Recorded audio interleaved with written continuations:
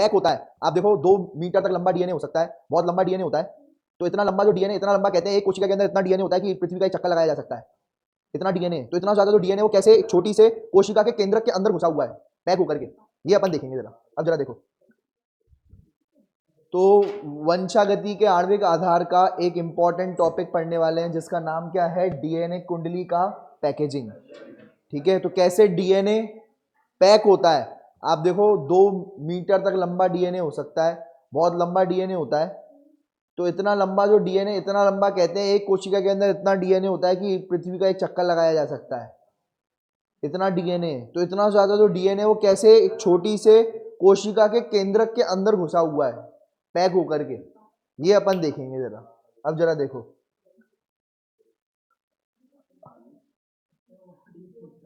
अब बात यह है, हाँ, तो अब बात यह है कि अगर आप देखोगे कि 2 प्रकार की कोशिकाएं होती हैं, एक होती है असीम केंद्र की और एक क्या होती है,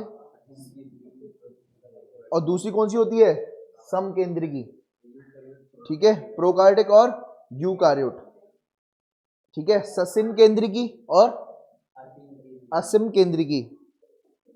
असीम केंद्र की और ससीम केंद्र की में क्या अंतर होता है, अगर आप देखोगे असीम केंद्र की, दोनों में नीचे दोनों बना रहा हूं यार, देखो बेटा, तो अगर आप देखोगे असीम केंद्र की कोशिका जो देखोगे और जो ससीम केंद्र की जो कोशिका देखोगे, क्या अंतर देखने को मिल रहा है, जरा देखो। जो ससीम केंद्र की जो कोशिका है उसमें केंद्रक के अंदर जो है डीएनए रहता है, कैसा रहता है, डीएनए रहता है केंद्रक के अंदर, जबकि यहां पर जो है असीम केंद्र की में क्या होता है, डीएनए पूरी कोशिका में फैला। अगर आप देखोगे इसलिए कुछ, अब जो है यहां पर अगर आप देखो, इनको अपन कहते हैं, यहां पर रहेगा डीएनए इसी जगह पर मौजूद रहेगा, और यहां पर इसको कहा जाएगा न्यूक्लियोइड या केंद्र काभ कहा जाएगा। इसे क्या कहा जाता है, इसे केंद्र काभ। इसमें केंद्रक के अंदर नहीं मौजूद होता, कहां रहता है ये, कोशिका द्रव्य के, इसके आसपास कोशिका द्रव्य रहता है, क्या रहता है, कोशिका द्रव्य में तैरता रहता है। और इसको क्या कहा जाता है, इस डीएनए को कहा जाता है केंद्र काभ। केंद्रक नहीं होता इसमें ना, ठीक है, तो केंद्र काभ रहेगा। और ये जो डीएनए रहता है इसके यहां पर भी कुछ प्रोटीन्स रहते हैं, क्या रहते हैं, अकेला डीएनए नहीं, डीएनए और जो प्रोटीन दोनों मिलाकर के क्या कहा जाएगा, केंद्र काभ। क्या कहा जाएगा, तो डीएनए और कुछ प्रोटीन्स दोनों मिलकर के क्या कहलाए जाएंगे, केंद्र काभ। और ये जो डीएनए और जो केंद्र काभ है, ये केंद्र काभ यानी क्या होगा, डीएनए और प्रोटीन्स। तुम लोग हिंदी हो ना, डीएनए, ठीक है, इधर देखो डीएनए और प्रोटीन, तो डीएनए और प्रोटीन मिलकर एक केंद्र काभ बन गया, जो कि कहां पर मौजूद रहेगा, असीम केंद्र की कोशिका में। कहां मौजूद रहेगा, असीम केंद्र की कोशिका में। क्लियर है, ये बात ध्यान रखना भाई। और तैरता रहेगा कुछ इस तरीके से, ठीक है भाई। और यहां पर अगर आप देखोगे तो केंद्रक के अंदर मौजूद रहेगा, ठीक है, यहां पर जो है कुछ प्रोटीन्स रहेंगे। अब जो यहां पर भी प्रोटीन रहेंगे, इसमें भी जो है केंद्रक जो है इसमें भी प्रोटीन के साथ ही रहेगा, पैक रहेगा। इन प्रोटीन का नाम दिया जाएगा हिस्टोन्स। क्या नाम दिया जाएगा, हिस्टोन प्रोटीन जो है नाम दिया जाएगा। अब क्या होता है, सुनो, देखो ये डीएनए जो है, जो डीएनए है वो है अम्लीय। डीएनए कैसा है, अम्लीय, नाम से समझ में आ रहा है, एसिड। एसिड क्या हो गया, अम्ल। और जो हिस्टोन होंगे, वो हिस्टोन जो प्रोटीन होंगे वो कैसे होंगे, क्षारीय। तो दोनों चिपक जाएंगे, दोनों क्या हो जाएंगे। दूसरा, जो डीएनए होगा उसमें होगा नेगेटिव चार्ज। जैसे फॉस्फेट है, फॉस्फेट पर कौन सा चार्ज होता है बताओ, डीएनए में फॉस्फेट होता है, तो फॉस्फेट पर कौन सा चार्ज होता है, माइनस। तो डीएनए हो जाएगा नेगेटिव, डीएनए क्या हो जाएगा, और नेगेटिव किसके साथ चिपक जाएगा जाके, पॉजिटिव के साथ। तो जो हिस्टोन प्रोटीन होंगे वो क्या होंगे, पॉजिटिव होंगे। आई बात समझ में। अब होता क्या है, कोई चीज लंबी है, अगर कोई चीज क्या है, लंबी है, इधर देखो जरा, तो वो अगर कोई चीज लंबी है कुछ इस तरीके से, दिखाओ जरा, बोतल दिखाओ, तो वो इस तरीके से लपटी जाएगी, इस तरीके से प्रोटीन्स की चारों तरफ। ये हिस्टोन प्रोटीन है मान के चलो, इस तरीके से ये लपेटी जाएगी। और कितना, लगभग अगर आप देखोगे 1 हो गया टन, कितना हो गया, 1 टर्न टर्न हो गया। ये कितना टर्न हो गया? 2 टर्न तो ये हो गया, लेकिन ये जुड़ी नहीं यहाँ से, ठीक है। ये 2 टर्न तो ये यहाँ से हो गया, लेकिन ये जुड़ी नहीं, ये क्या हो गई? वापस निकल ली। तो बताओ अब कितना टर्न हुआ? ये कितना टर्न हो गया? यहाँ से तुम्हें 2 दिख रहा है, लेकिन एक्चुअल में कितना टर्न है? 1.25। कितना टर्न है ये? ऐसा हो जाता तो 2 हो जाता। अब कितना टर्न है? 1.25, 1.75, 1 पॉइंट। अब ये जा करके दूसरी के साथ ऐसे टर्न बनाएगा। ये दूसरी बोतल के साथ क्या बनाएगा? टर्न बनाएगा। आई बात समझ में? दूसरी बोतल के साथ क्या बना देगा? टर्न बना देगा। जैसे मान के चलो ये है, अब इसके चारों तरफ और मुड़ जाएगा कुछ इस तरीके से। आई बात समझ में? ये देखो कुछ इस तरीके से और मुड़ जाएगा, ठीक है। तो ये इस तरीके से जो है ये बनता चला जाएगा, ठीक है। ऐसे मुड़ मुड़ करके क्या हो जाएगा फिर, और ऐसे ऐसे और ज़्यादा कॉइलिंग हो जाएगी फिर इसमें इस तरीके से। तो जो डीएनए इस तरीके से बहुत सारा पैक हो जाएगा, ठीक है। घूम कर करके हिस्टोन प्रोटीन के हर तरफ क्या हो जाएगा? ये पैक हो जाएगा। क्लियर है? चलो ये आपको याद रखना है, ठीक है भाई। अब जरा और सुनो बात जरा, अब और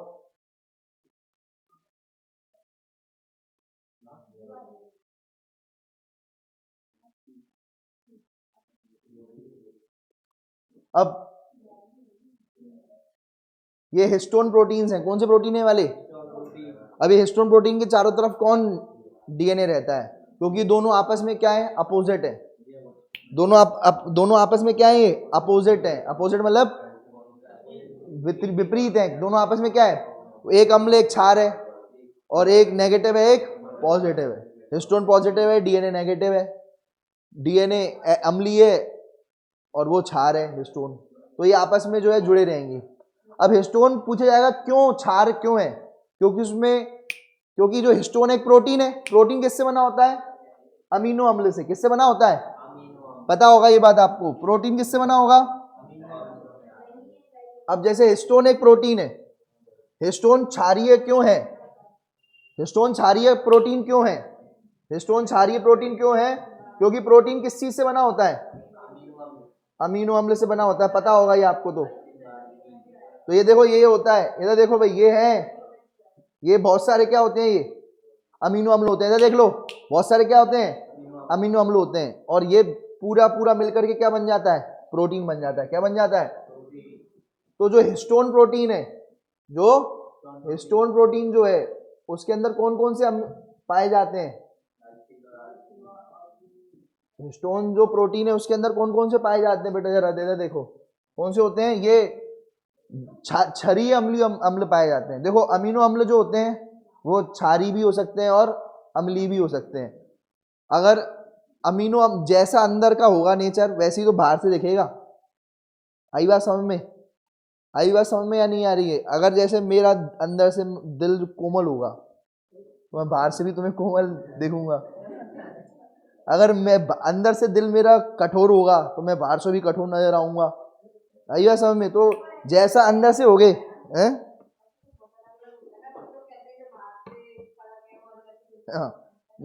ठीक है, ऐसा इसमें नहीं होगा। देखो तो इसमें जो अमीनो अम्ल होते हैं, अमीनो एसिड्स होते हैं, अगर वो क्षारीय है, कैसा है? अमीनो अम्ल अगर कौन से लोगे? क्षारीय लोगे तो पूरा का पूरा प्रोटीन भी क्षारीय हो जाएगा। अमीनो अम्ल अगर कैसे लोगे? अम्लीय लोगे तो पूरा का पूरा प्रोटीन भी क्या हो जाएगा? अम्लीय हो जाएगा। क्योंकि इसमें क्षारीय अम्ल पाए जाते हैं। कौन कौन से क्षारीय अमीनो अम्ल होते हैं? लाइसिन और आर्जिनिन। लाइसिन और आर्जिनिन, ये दोनों जो अमीनो अम्ल हैं, ये दोनों अमीनो अम्ल कैसे हैं? क्षारीय हैं। कैसे हैं? क्षारीय हैं ये, ठीक है, क्षारीय हैं। क्षारीय होने के चक्कर में ये प्रोटीन भी कैसा हो जाएगा? क्षारीय हो जाएगा। कैसा हो जाएगा बेटा? बोलो। क्षारीय हो जाएगा। क्लियर है बात? समझ में आ गई? कैसा हो जाएगा? क्षारीय हो जाएगा। क्लियर है बात? समझ में आ गई बेटा? ये देखो भाई, अब देखो भाई, इसे अपन क्या कहते हैं? अपन न्यूक्लियोसोम। क्या कहते हैं बेटा? बोलो। मैंने तुम्हें बताया था ये है हिस्टोन प्रोटीन। क्या है ये? हिस्टोन अष्टक। क्या कहते हैं? ये हिस्टोन अष्टक है। ये जो हिस्टोन अष्टक है, और ये किसके चारों तरफ घुमा हुआ है? हिस्टोन अष्टक किसके चारों तरफ घुमा हुआ है? जरा ये बताओ। है, उसके चारों तरफ ये डीएनए, देखो कितने डीएनए, ये कितने टर्न है, पूरा होता तो पूरा मिल जाता है। ये कितने टर्न है, 1.75, पौने 2 टर्न है। कितने टर्न है, पौने 2 टर्न है, याद रखना ये, ठीक है, 1.75, ठीक है। अब देखो, अब ये अष्टक क्यों कहा जा रहा है, बात तो ये है कि ये हिस्टोन जो है इसको अष्टक क्यों कहते हैं, क्योंकि इसमें जो है ये जो हिस्टोन अष्टक इसलिए कह रहे हैं क्योंकि इसमें 8 प्रकार के हिस्टोन मिलेंगे। कितने प्रकार के हिस्टोन मिलेंगे, 8 प्रकार के, तभी नाम कह रहे हैं अष्टक।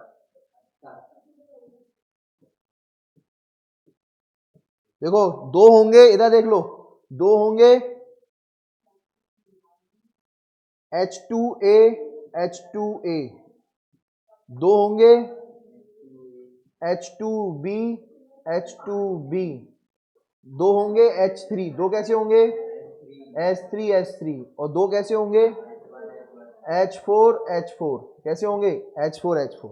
आई बात समझ में, तो टोटल कितने हैं, 8 है, टोटल कितने हैं। अब तुम बोलोगे सर H1 का है, 2 भी है, 3 भी है, 4 भी है, H1 का है, ये H1 बाहर रहेगा। H1 क्या रहेगा, हिस्टोन अष्टक से H1 बाहर रहेगा कि अंदर रहेगा, तो ये क्वेश्चन पूछा जाएगा कौन सा ऐसा हिस्टोन प्रोटीन है जो हिस्टोन अष्टक के अंदर नहीं मिलेगा, H1, कौन सा H1, H1 जो होगा वो अंदर नहीं मिलेगा, अंदर नहीं मिलेगा, कहां मिलेगा, बाहर मिलेगा बेटा, कहां मिलेगा, बोलो बेटा, बाहर मिलेगा। क्लियर है, कहां मिलेगा, बोलो, बाहर देखने को मिलेगा। और क्या करने का प्रयास होगा, इसका बंद करने का प्रयास होगा। ये जो ये इधर देख लो भाई, जैसे ये पन्ने ऐसे मोड़ा, अब ये जो ये है, अब ये खुल ना जाए, खुल रहा है, देखो खुल रहा है कि नहीं खुल रहा, देखो खुल के बाहर आ सकता है या नहीं आ सकता। अब उसको जॉइंट टाइट करना पड़ेगा, तो कौन आ जाएगा, कौन आ जाएगा, H1 आ जाएगा। अब हिल रहा है, बताओ, अब बिल्कुल मजबूत पकड़ लिया है इसने, क्योंकि क्या क्या लग गया है, H1, देखो, ठीक है। ये तो देखो, अब ये देखो, ये वाला नहीं हिलेगा, हिल रहा है, बताओ कौन लग गया, H1 लग गया। ये बाहर है या अंदर है, बाहर। और ये कौन है, 8 से बना हुआ है, 8 अष्टक कहलाया जाएगा, हिस्टोन अष्टक कहलाया जाएगा, क्योंकि 8 से बना हुआ है। H2 H2A H2B H2B H3 H3 H4 H4। आई बात समझ में, क्लियर है बेटा। चलो अब आगे बढ़ते हैं, और ठीक है, मैंने ये बात बताई हुई है कि जो हिस्टोन होता है वो कैसा होता है, पॉजिटिव, और ये डीएनए कैसा रहता है, नेगेटिव। ये सब मैं ऑलरेडी बता चुका हूं। आई बात समझ में। अब इधर देखो, अब जो है घूमते जाएंगे, घूमते जाएंगे, कौन, तो क्या बन जाएगा, क्रोमेटिन बन जाएगा। क्या बन जाएगा, क्रोमेटिन। और फिर क्या बन जाएगा, क्रोमेटिड बन जाएगा, क्रोमोसोम बन जाएगा। क्या बन जाएगा, फिर क्रोमोसोम बन जाएगा। और क्रोमोसोम के अंदर क्या होते हैं, क्रोमेटिड होते हैं। क्या होते हैं, तो ये बात आपको ध्यान रखना है भाई। क्रोमेटिन की पैकेजिंग से क्या बन जाएगा, क्रोमेटिन रेशे मध्य अवस्था में कुंडलित अवर, ठीक है। तो और क्या बना देंगे, गुणसूत्र बना देंगे। क्या बना देंगे, गुणसूत्र। तो बात कुछ इस तरीके से है, जरा इधर देखो, मैं बता देता हूं।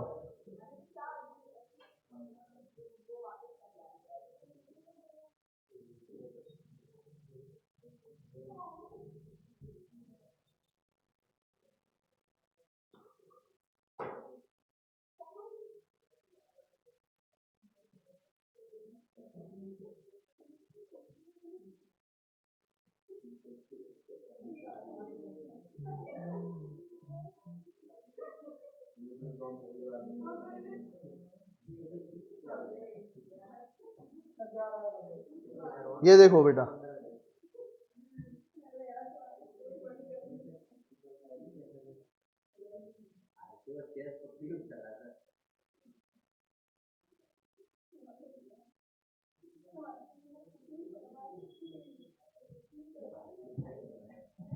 यार देखो बेटा, ये देखो, आपको और ज्यादा डिटेलिंग हो जाएगी आपको। यार देखो, ये एक होता है, सबसे पहले होता है न्यूक्लियोसोम। क्या होता है, ये देखो, ये हो गया न्यूक्लियोसोम। क्या हो गया, इधर देख लो, न्यूक्लियोसोम। क्या हो गया, ये न्यूक्लियोसोम। बताया था न्यूक्लियोसोम में क्या होगा, डीएनए रहेगा, और 4 ऊपर 4 नीचे, और ये H1, ये हो गया न्यूक्लियोसोम। फिर और कॉइलिंग हो जाएगी, क्या हो जाएगी, कॉइलिंग हो जाएगी कुछ इस तरीके से। देखो बीच में एक डीएनए बीच में रहता है, ऐसे कॉइल हुआ, फिर ऐसे कॉइल हुआ, बीच में ये डीएनए आ जाएगा छोटा सा। याद है जो इसमें से पॉन निकला था, अरे याद करो 0.25 यहां से कॉइल बाहर निकला था, काय के लिए निकला था, दूसरे से जोड़ने के लिए। तभी इसमें कितने कॉइल होंगे, 2 होंगे या 1.75? अरे तो 1.75 में से 0.25 बचा कि नहीं बचा, 2 में से, तो वो ये 0.25 ये आया। फिर ये फिर कितने कॉइल लगाए, 1.75, फिर 1.25 इधर आएगा, फिर एक और आ जाएगा इधर देखो। तो ये इस तरीके से आ भी गया देखो, तो ये कॉइल हो जाएगा, इससे कॉइल हुए, ये बन गया। और कुछ ऐसा स्ट्रक्चर बनेगा जैसे मोतियां हो बीच बीच में, क्या हो, मोतियों की माला देखी है आपने, तो मोतियों की माला हो, क्या हो, मोतियों की माला जैसा स्ट्रक्चर बन जाएगा। देखो पहले डीएनए था, डीएनए जो है कॉइल हो गया, क्या बन गया, क्रोमोसोम, क्या बन गया, अरे बातें नहीं, क्रोमोसोम हो गया। अब क्रोमोसोम जो होगा एक और ज्यादा कॉइल होकर के क्या बन गया, क्रोमेटिन धागे। कौन से धागे बन गए, और क्रोमेटिन धागे से बन गया गुणसूत्र, क्या बन गया। अब गुणसूत्र में ये दो जो चीजें, इन्हें क्रोमेटिड कहते हैं, क्या कहते हैं, ये कितने क्रोमेटिड है, एक गुणसूत्र में कितने क्रोमेटिड है, 2, कितने क्रोमेटिड है, 2 क्रोमेटिड। बताओ ये डीएनए है, क्या है, डीएनए कॉइल हुआ, किस क्या बना दिया, न्यूक्लियोसोम, क्या बना दिया, न्यूक्लियोसोम। न्यूक्लियोसोम और ज्यादा कॉइल हो गया, क्या बना दिया, क्रोमेटिन। ये थ्रेड दिख रहा है, ये धागा दिख रहा है, इसे कहेंगे क्रोमेटिन थ्रेड, क्या कहेंगे, क्रोमेटिन थ्रेड। और क्रोमेटिन थ्रेड आगे जाके बना क्या बना दिया, गुणसूत्र, क्या बना दिए। अब एक गुणसूत्र के अंदर क्रोमेटिन थ्रेड होगा या क्रोमेटिड होगा, क्रोमेटिड। पहले है टिन, ये धागा है टिन, टिन, ये टिन है, और आगे जाके ये क्या हो गया, टिड, क्या हो गया, टिड के आगे 2 टिड, टिन से क्या बनेंगे, टिड बनेंगे। ठीक है भाई, क्लियर है, तो ये आपको याद रखना है भाई। और सुनो,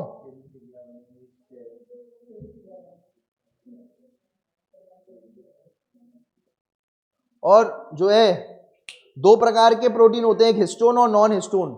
ये वाले तो आएंगे ही आएंगे, और भी ज्यादा कॉइलिंग करानी हो तो नॉन हिस्टोन प्रोटीन भी आएंगे बीच बीच में। कौन से प्रोटीन आएंगे, हिस्टोन तो अंदर थे ही, और कौन से प्रोटीन आएंगे, इन्हें कहेंगे नॉन हिस्टोन, जो है नॉन हिस्टोन क्रोमोसोमल प्रोटीन, या फिर नॉन हिस्टोन गैर हिस्टोन गुणसूत्रीय प्रोटीन, गैर हिस्टोन गुणसूत्रीय प्रोटीन, NSC, non histone chromosomal protein. तो बताओ क्या कॉइलिंग में डीएनए को पैक करने के लिए क्या हिस्टोनी प्रोटीन काम आएंगे, नहीं।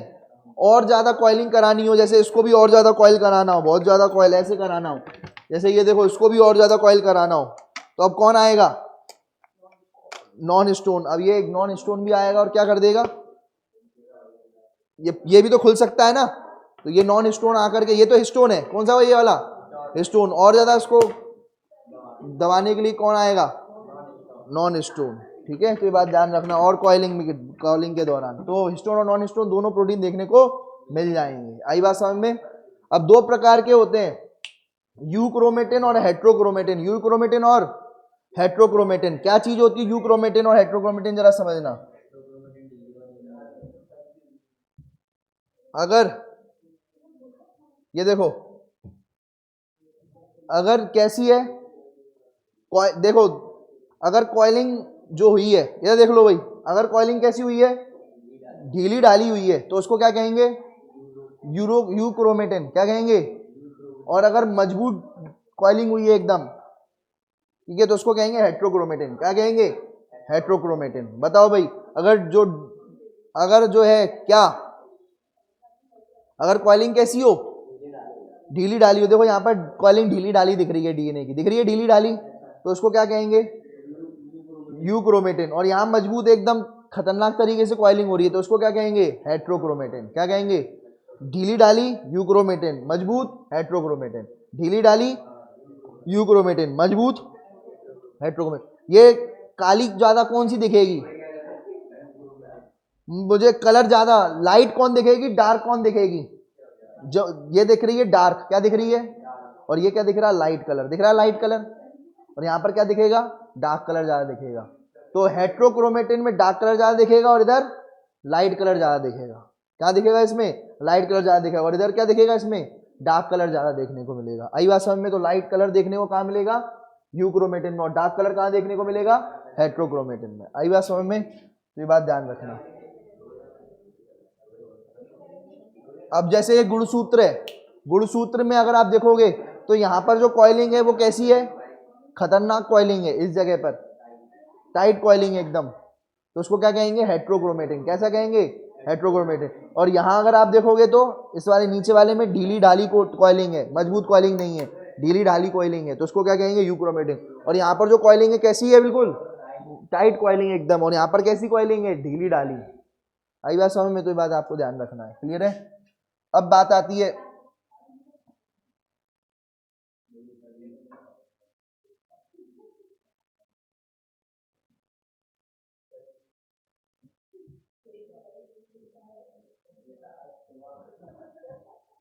आती है बेटा कि एक जो न्यूक्लियोसोम होते हैं उसमें कितना बेस पेयर होता है, 200 बेस पेयर होता है डीएनए का। कितना डीएनए का बेस पेयर होता है, 200 बेस पेयर होता है डीएनए। ठीक है? और आपसे पूछा जाए कितने क्रोमोसोम, कितने क्रोमोसोम आएंगे या न्यूक्लियोसोम आएंगे, तो कितने निकाल सकते हो आप ऐसे। ठीक है? क्या कर सकते हो आप, निकाल सकते हो आप। ठीक है? तो आप कितने न्यूक्लियोसोम आएंगे, कैसे निकालोगे, ये मैं आपको बता देता हूं।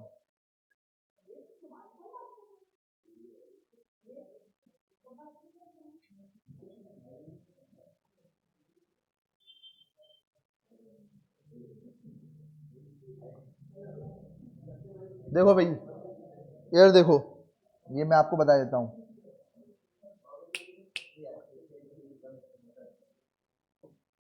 ये देखो भाई, मैंने कल आपको बताया था, ये जरा समझना, ये जो डीएनए आप देख रहे हो इसमें बीच बीच में कभी डंडे देखे, डंडे डंडे देखे, उन्हें बेस पेयर कहते हैं।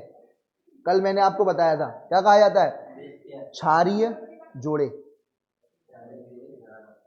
ठीक है? तो ये अगर मैं बात करूं, इधर देखो भाई, जो अपना डीएनए जितना है, जितना लंबा डीएनए है उसमें कितने रहते हैं, ये कितने जोड़े रहते हैं, ये कितना रहता है अपने अंदर,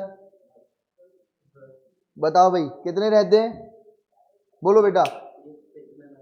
6.6 इंटू 10⁹ हमारा जो पूरा डीएनए है इंसान का, जो पूरा का पूरा इंसान का डीएनए है, इंसान का जो डीएनए है, मनुष्य का जो डीएनए है, मानव का जो डीएनए है, उसमें कितने, मानव का जो डीएनए है उसमें कितने रहेंगे, बोलो बेटा। मानव के डीएनए में कितने रहेंगे, बोलो।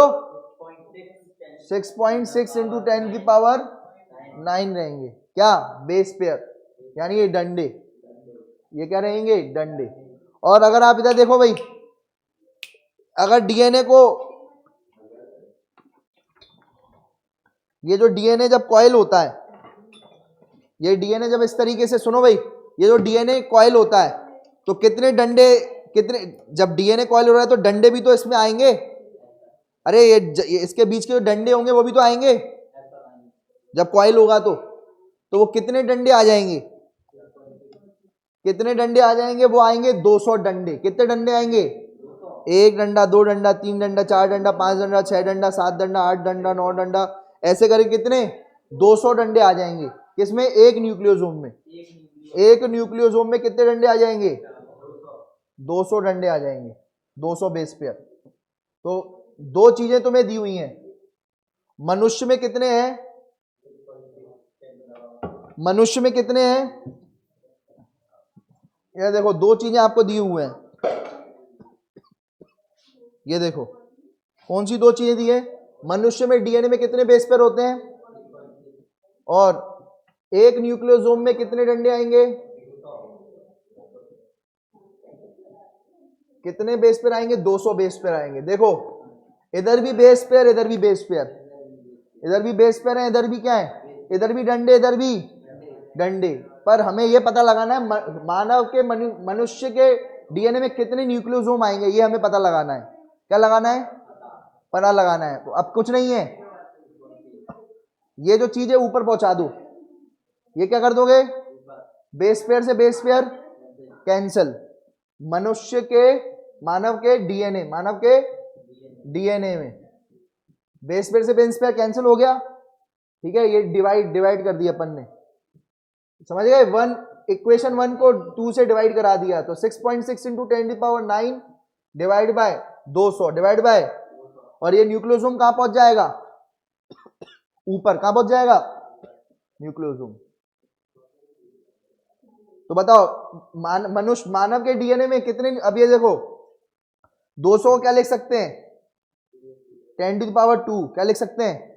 अब इसको 2 से करेंगे तो 3.3, क्या आएगा 3.3, और इसको करेंगे 9 में से 9 ऊपर 2 नीचे, तो 9 में से 2 हटा दो, पता है 10⁻9 - 2 कितना आ जाएगा, ये 3.3 इंटू 10⁻7 न्यूक्लियोसोम। किसके अंदर, मानव डीएनए के अंदर। किसके अंदर, मानव डीएनए के अंदर। यही बात यहां पर लिखी हुई है। तो मानव डीएनए के अंदर कितने न्यूक्लियोसोम होंगे, 3.3 इंटू 10⁻7 क्या होंगे, न्यूक्लियोसोम होंगे, गोल गोल होंगे। समझ में आ गया, गोल गोल होंगे। ये डंडे कितने होंगे, अभी बात समझ में आई। ये देखो जरा, हमें पता है कि मानव में कितने डंडे होंगे, मानव के डीएनए में कितने, ये डंडे पता है, लेकिन ये कितने होंगे ये नहीं पता। मानव डीएनए में हमें ये डंडे पता है, डंडे कितने होंगे। तो हमने आज पता लगा लिया कि ये गोल गोल जो ऑक्टामर है, ठीक है, ऑक्टामर कह लो, या फिर अष्टक जो है, ये अष्टक कितने होंगे, वो अपन ने निकाल लिया, कितने होंगे 3.3 इंटू 10⁻7 होंगे। और डंडे कितने होंगे, पूरे डीएनए में डंडे कितने होते हैं 6.6 इंटू 10⁻9, और पूरे डीएनए में अष्टक कितने होंगे 3.3 इंटू 10⁻7। आई बात समझ में, क्लियर है। तो ये अपन ने डिवाइड कर लिया और कुछ नहीं है, समझ में आ गया। सबसे पहले अपन ने क्या बताया, मानव डीएनए में कितने डंडे होते हैं, डंडे समझते हो, बेस पेयर यानी क्या होता है, ये डंडे होते हैं। मानव के डीएनए में कितने डंडे होते हैं, ये 6.6 इंटू 10⁻9। मानव के डीएनए में कितने, एक न्यूक्लियोसोम में कितने डंडे होते हैं, मुझे एक बात बताओ, ये न्यूक्लियोसोम है, तो ये बताओ, ये न्यूक्लियोसोम दिख रहा है ये वाला, इसमें कितने डंडे दिख रहे हैं, ये पूरे में कितने डंडे आएंगे बताओ, बताओ बेटा। तो ये पूरे में कितने डंडे आएंगे, 200 डंडे आएंगे। पूरे में कितने डंडे आएंगे, 200। और हमें पता है पूरे डीएनए में कितने डंडे आएंगे, 6.6 इंटू 10⁻9 आएंगे। पर हमें पता लगाना है पूरे डीएनए में गोल गोल कितने आएंगे, ये जो गोल गोल अष्टक है ये कितने आएंगे। वो पता लगाने के लिए अपन ने क्या किया, सिंपल मैथ्स लगाया, ठीक है। क्या लगाया, सिंपल मैथ्स लगाया। मानव डीएनए में कितने डंडे दिखाए गए हैं, 6.6 इंटू 10⁻9। एक न्यूक्लियोसोम, एक गोले में, एक अष्टक में कितने, इतने डंडे आते हैं। तो डंडा डंडा कैंसल, बीच में आ गया डंडा, बीच में क्या आ गया, डंडा। और मानव डीएनए में कितने न्यूक्लियोसोम आएंगे, अपन ने न्यूक्लियोसोम कहां पहुंचा दिया, ऊपर। कहां पहुंचा दिया, ऊपर। समझ गए ना, ऐसे होता है ना, इक्वल्स टू, ये ऊपर पहुंच जाता है ऐसे, है ना। मैं जो जिन्होंने जो है बिल्कुल खत्म पर जिनकी मैथ्स, उनको बता रहा हूं मैं। न्यूक्लियोसोम ऊपर पहुंच जाएगा, तो मानव डीएनए में कितने न्यूक्लियोसोम हो जाएंगे, ये ऊपर पहुंच जाएगा और ये डिवाइड में आ जाएगा। तो डिवाइड कर लोगे तो ये आ गया आंसर, और ये आ गया न्यूक्लियोसोम, और ये आ गया मानव डीएनए। आई बात समझ में, क्लियर है। तो ये आपको याद रखना है।